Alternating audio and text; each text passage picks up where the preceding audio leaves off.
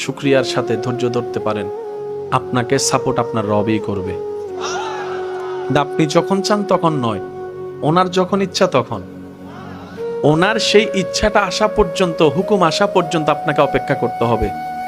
দাঁত খিচে, মুখ বন্ধ করে, হাতটাকে এভাবে আটকায় রেখে বলবো না, কোনো উত্তর দিব না, কোনো জবান লপকুশাই করব না, মাথা আমার নিচু থাকবে, চোখ আমার নিচু থাকবে। জগৎ যদি বলে তুমি কি ভয়ে কাতর, আপনি বলবেন মুস্কি হেসে, ভয় তো সেদিন থেকে চলে গিয়েছে যেই দিন থেকে এই হৃদয়ে রব্বুল আলামিনের ভয়কে জাগা দিয়েছি, আল্লাহর ভয়কে জাগা দিয়েছি, সেই দিন থেকে আমার ভয় নিয়ে কোনো কাজ নাই।